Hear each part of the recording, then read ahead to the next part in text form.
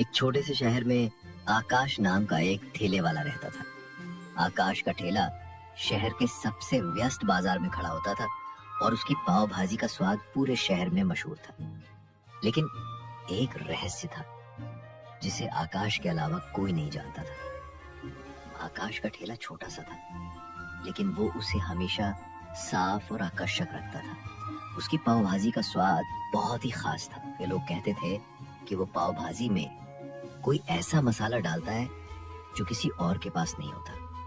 लेकिन क्या सच में वो कोई जादुई मसाला था, या फिर आकाश के पास कोई अनोखी तरकीब थी? आकाश का दोस्त रोहन, जो खुद भी एक शेफ था, कई बार उसकी पाव भाजी खाने आता था, लेकिन वो कभी समझ नहीं पाया कि आकाश अपनी पाव भाजी में ऐसा कौन सा राज छुपाता है। रोहन को हमेशा लगता था कि कहीं ना कहीं कुछ तो गड़बड़ है, लेकिन आकाश के प्रति सम्मान के कारण वो कभी कुछ पूछ नहीं सका। एक दिन बाजार में एक अजनबी व्यक्ति आया। देखने में वो एक व्यापारी जैसा लग रहा था और उसकी आंखों में एक गहरी चालाकी छुपी हुई थी। उसने आकाश की पाव भाजी खाई और तारीफ करते हुए कहा, तुम्हारी पाव भाजी बहुत स्वादिष्ट है। मैं चाहता हूँ कि तुम मेरे होटल के लिए पाव भाजी बनाओ। तुम्हारी मेहनत और ये स्वाद तुम्हें बड़ा व्यापारी बना सकता है। आकाश को ये प्रस्ताव सुनकर थोड़ी उलझन हुई। उसने पहले कभी किसी होटल के मालिक से ऐसा प्रस्ताव नहीं सुना था। उसने इस प्रस्ताव को अस्वीकार करने का मन बना लिया, लेकिन उस आदमी ने उसे एक और लालच दिया। आकाश का दिल तेजी से धड़कने लगा। वो जानता था कि ये मसाले की रेसिपी उसकी माँ ने उसे सिखाई थी, जो अब इस दुनिया में नहीं थी। ये उसके परिवार की धरोहर थी और वो इसे किसी और को नहीं देना चाहता था। पर उस अजनबी आदमी के प्रस्ताव ने उसे सोचने पर मजबूर कर दिया।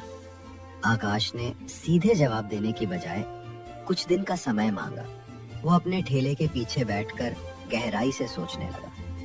उसके दिमाग में विचार आया, एंड क्या ये आदमी मेरी पाव भाजी के असली रहस्य को जानकर मुझे धोखा दे सकता है और मेरी पहचान छीन सकता है? अगले कुछ दिनों में आकाश ने कुछ अलग करने का निर्णय लिया। उसने सोचा कि वो अपने मसाले की रेसिपी बदल देगा। लेकिन फिर उसे एक और विचार आया। उसने शहर के सबसे अच्छे मसाला व्यापारी से संपर्क किया और बताया कि उसे एक खास तरह का नकली मसाला तैयार करवाना है। इस बार आकाश ने तय किया कि वो उस आदमी को असली मसाला देने की बजाय नकली मसाला देगा और देखेगा कि क्या वो सच में उसके पाव भाजी की असली पहचान जानता है या नहीं। कुछ दिनों बाद वो अजनबी व्यक्ति फिर से आकाश के पास आया और उससे मसाला मांगने लगा। आकाश ने उसे वो नकली मसाला दे दिया जिसे उसने उसी दिन तैयार करवाया था। वो आदमी वो मसाला लेकर खुशी खुशी वहां से चला गया। लेकिन जब उसने अपने होटल में वही पाव भाजी बनाने की कोशिश की तो स्वाद बिल्कुल अच्छा नहीं था।